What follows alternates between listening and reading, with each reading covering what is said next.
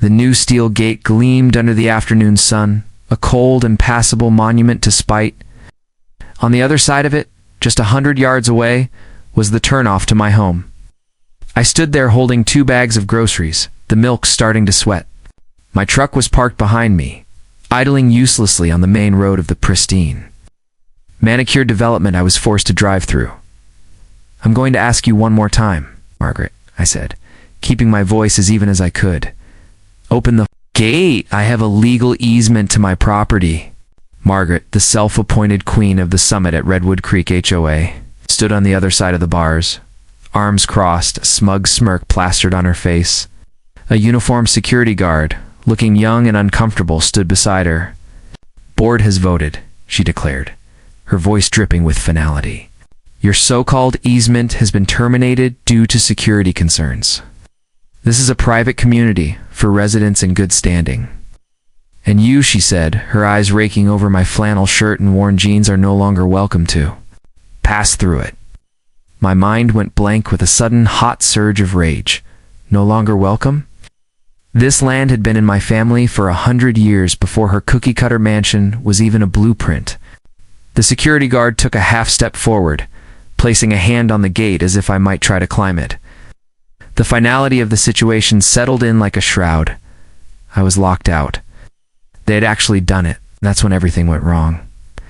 Before I tell you what happened next, drop a comment. What would you do if this happened to you? And subscribe to HOA Files. My story doesn't start with a gate. It starts with a bridge. Sturdy, old, steel and timber bridge that spans the roaring rapids of Redwood Creek. My great-grandfather, a man with hands like leather and a will like iron, built it back in the 1920s. Back then, this entire valley was his. He ran a small timber mill, and that bridge was the only way to get his lumber to the world, and the world to his front door. The mill is long gone. The valley has been subdivided and sold off over the decades, but our family held on to a small piece of it. A 10-acre parcel with the original log cabin my great-grandfather built, tucked away in the woods. And crucially, we held on to the ownership of the bridge. It was our legacy, a piece of our history spanning the water.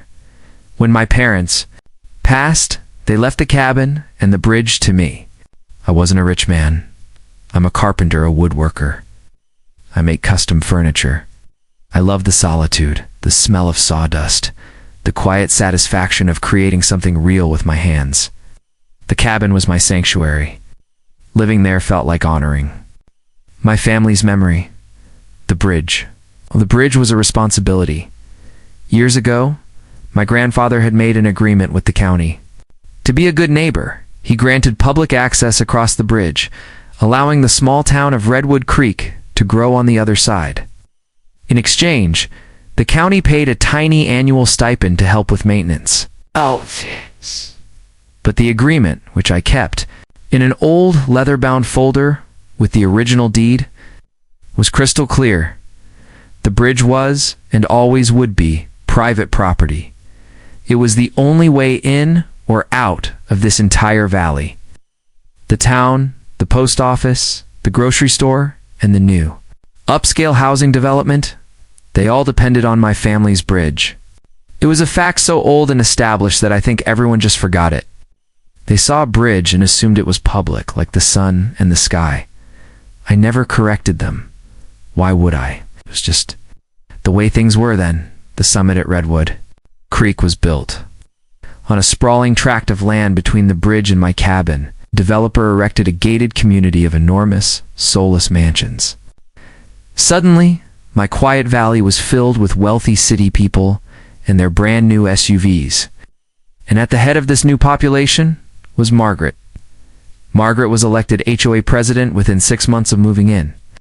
She was a woman who saw the world as a series of things to be managed, controlled, and brought in line with her own impeccable taste.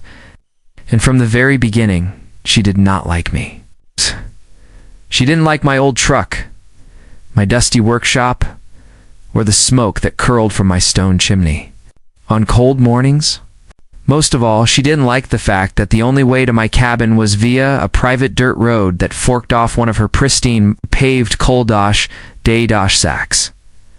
The first confrontation happened about a year ago.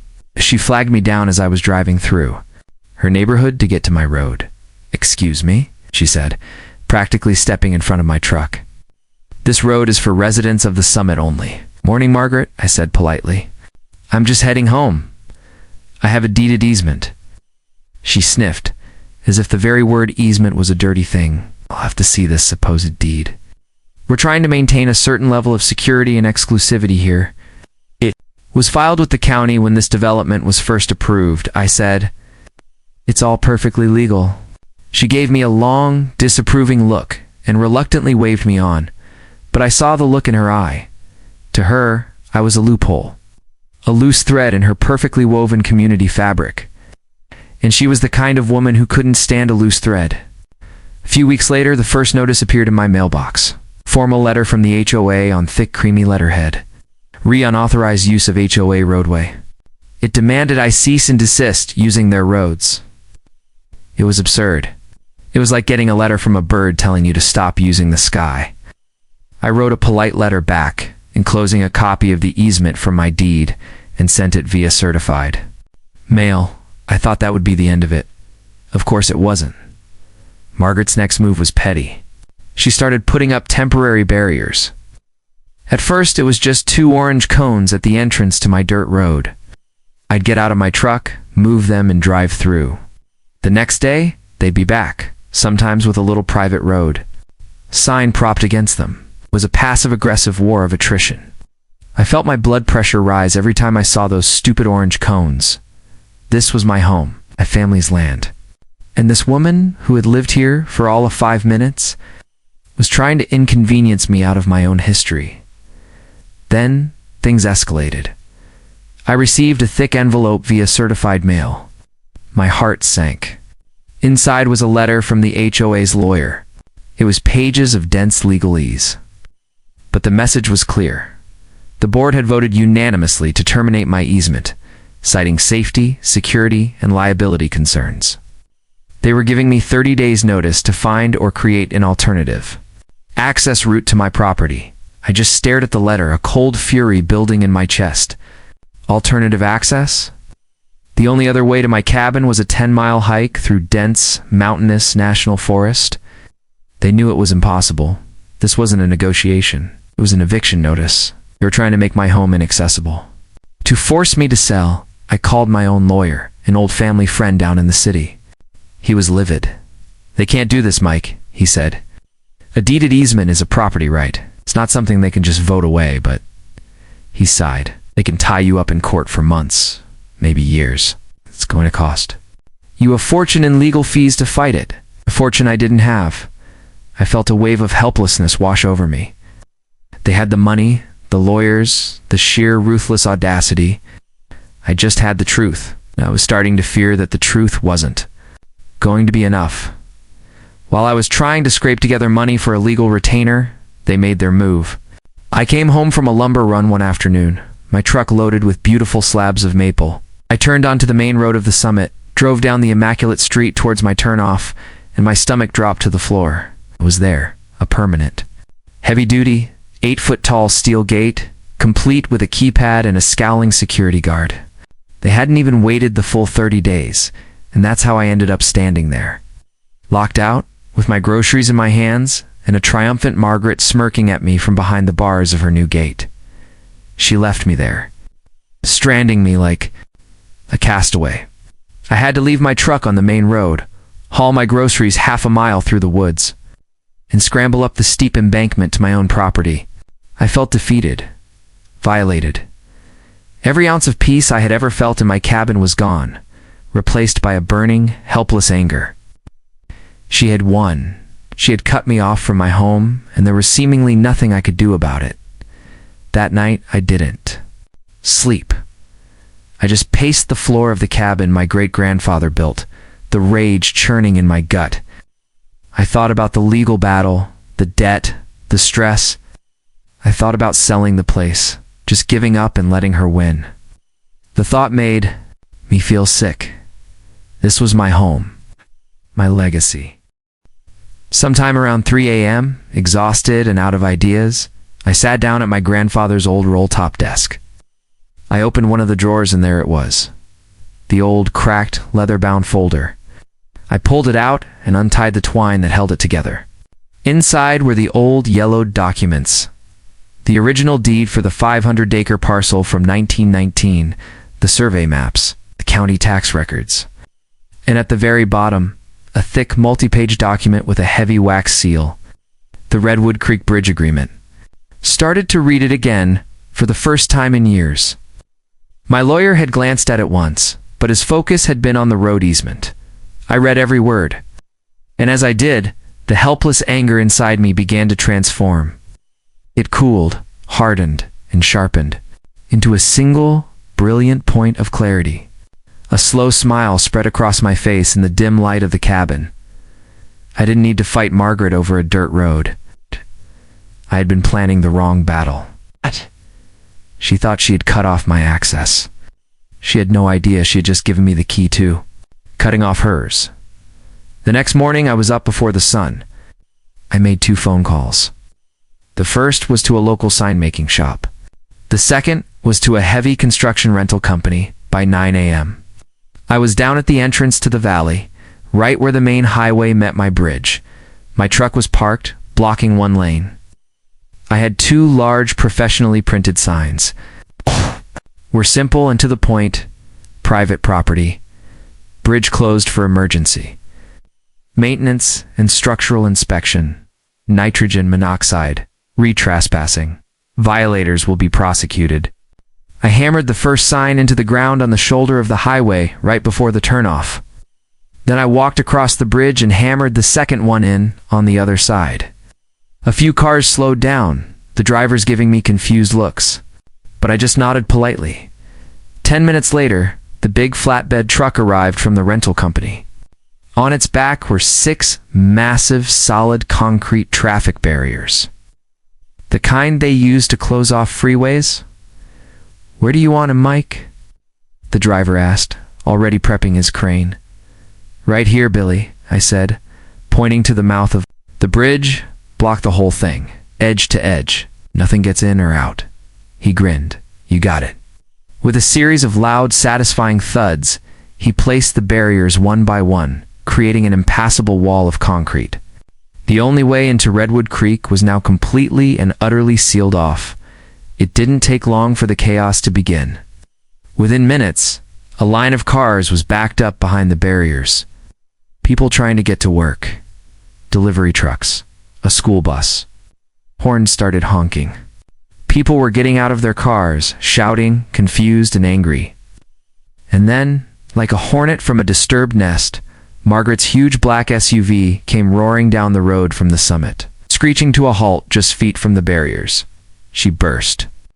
Out of the driver's side, her face a mask of purple rage. "What is the meaning of this?" she shrieked, marching towards me. "Have you lost your mind?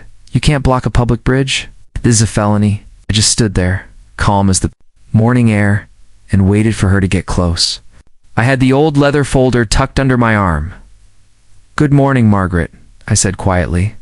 "Don't you good morning me?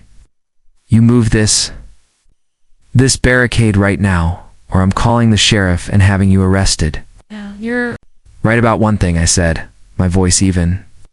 "I can't block a public bridge. It's a good thing this isn't one." I opened the folder and pulled out the original deed from 1919, now protected in a plastic sleeve. This bridge, Margaret, and the land it sits on, a 50-foot parcel on both sides of the creek, is my private property. It has been in my family. For over a century, her jaw went slack. Her furious tirade died in her throat. She just stared at the document. That's impossible," she stammered. "Oh, it's very possible," I said, pulling out the next document. "This is the access agreement my grandfather signed with the county. It grants the public the privilege of using my bridge. A privilege, not a right. And that privilege is contingent on several things, including that my own access to my property is never impeded by any residents or governing bodies within the area served by the bridge." I tapped the relevant paragraph.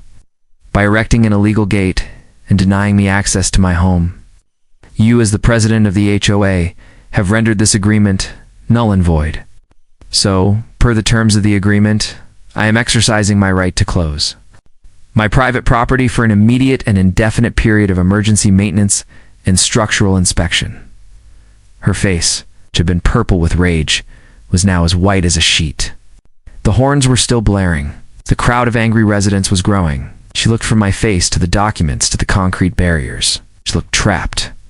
The sheriff's car arrived a few minutes later, sirens blaring. The sheriff, a good man named Tom, who I'd known for years, got out, looking stressed. "Mike, what in God's name is going on?" he asked. "People are saying you've blocked the bridge." "Morning, Tom," I said. "Doing a little maintenance on my property." I handed him the folder. He read the deed. He read the agreement. He read it again. He looked up at me, then at the furious crowd, then at a pale and trembling Margaret. He let out a long, slow whistle. "Well, I'll be," he said. He turned to the crowd. "Folks, this is a civil matter. This bridge is private property. Mr. Henderson is within his rights to close it. There's nothing I can do." The collective groan from the crowd was a beautiful sound. Margaret looked like she was going to faint. Her authority, her power, her entire world had evaporated in the space of 10 minutes. Oh. She was no longer the queen of the summit. She was just the woman who had gotten the entire town blockaded. The phone calls must have been furious. Within an hour, I got a call from a frantic-sounding lawyer representing the HOA. I let it go to voicemail. An hour later, another one. I let that one go too. Finally, around noon, my own lawyer called me. "Mike," he said, and I could hear him smiling through the phone. "You're my new favorite client. They're panicking. They want to know your terms." I laid them out. The immediate and permanent removal of the gate, a formal written apology from the entire HOA board to be mailed to every resident of the summit, full reimbursement for all my legal fees, and a new ironclad access agreement drafted by my lawyer that they would all sign, acknowledging my permanent and unimpeded right-of-way. There was no negotiation. They agreed to everything. By 4 p.m., a work crew was at the gate, cutting it off its hinges with an angle grinder. By 5 p.m., a letter of apology was being drafted, and by 6 p.m., just as the sun was setting, I had the concrete barriers removed, and my bridge was open for traffic again. I stood on my property that evening, watching the cars stream across the bridge, their headlights cutting through the dusk. The gate was gone. The road was open. I was home. This whole ugly affair taught me a valuable lesson. Some people get so caught up in their own little kingdoms, they forget to look at the map. They forget that the ground they're standing on might belong to someone else. Margaret thought she could bully me off a small dirt road, never realizing I held the deed to the main highway. She brought a fight to my front door, and in the end, all she did was give me the reason to lock hers. The gate is gone for good, and the HOA is walking on eggshells around me. But now I hear they're trying to petition the county to seize my bridge under eminent domain, so I guess this isn't over yet.